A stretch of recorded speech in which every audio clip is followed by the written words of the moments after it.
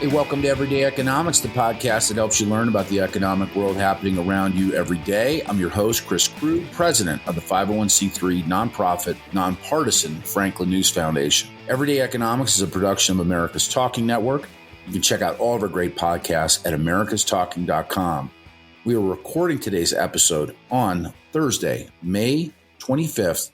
And joining me, as always, my partner, Dr. Orphe Divounguy, PhD economist. Dr. O, I wanted to talk to you about the PCE report, the Personal Consumption Expenditures Price Index report. It comes out on Friday. I wanted to sort of lean into this and just get some sense of where you think this is headed. I mean, change over, the previous year in the last 4 measured months. PCE was up 5.3% in December. It was up 5.4% in January, 5.1% in February, 4.2% in March. What do you think the April numbers are going to come in and look like?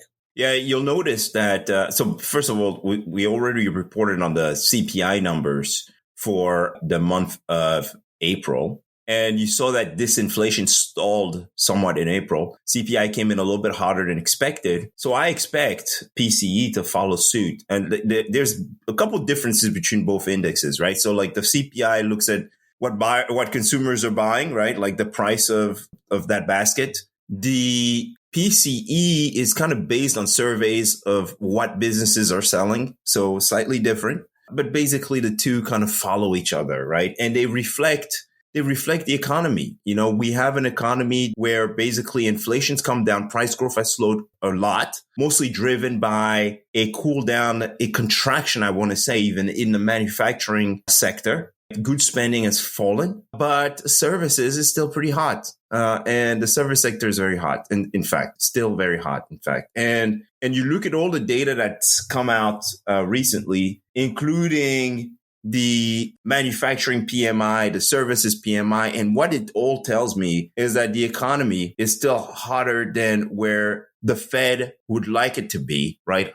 Above the 2% core inflation target. And so we're probably going to see a PCE number that comes in slightly hotter than expected for the month of April. What does the average consumer or the average American do with that information? Here's the problem, right? It makes things a little bit difficult for the Fed because the Fed, is anticipating credit tightening, right? So the ongoing credit tightening that we saw, when we had the banking turmoil, the survey of senior loan officers that reported that basically there's less lending to households and businesses going on, that, rates have gone up. Right, squeezing household budgets and businesses also, right? And you can't borrow as much to expand your operations anymore.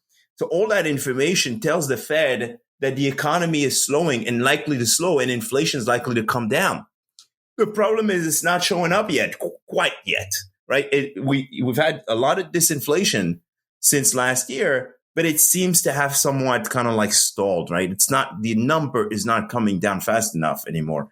And so that puts in question whether the Fed should really pause or on rate hikes or should continue to apply the brakes on the economy. Yeah, I think at a consumer level, the average American. So I was in Los Angeles earlier this week. I had an Uber ride, and was talking to the guy about how he's making ends meet. He's renting his Uber, and it was tiny. This thing was basically like the size of a roller skate. I nearly had to have like 4 giant human beings squeeze me into the back of this car, with my luggage. And I mean, and his concern was that, that his $50 a week in groceries really just weren't cutting it. And when he sort of walked through, we talk about the basket, like the basket that goes into CPI. When we talked about his basket, he's buying cheaper food. He's eating probably just as much, he said, but it's just lower quality, generic bread, things of that nature. And I mean, I feel like Americans are not, they're hurting.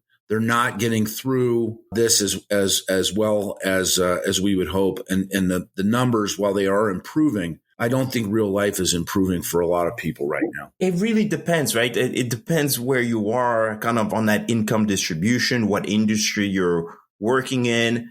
All of these things really matter because, if you look at the Fed, there's a recent report by I think it was the San Francisco Fed that, showed basically there was still in excess of $500 billion out there in terms of excess savings, right? And so like, if you have a ton of excess savings still out there, that means the consumer still has a little bit of room to go. And that's likely going to keep the pressure on inflation, right? And because the spending is going to be there.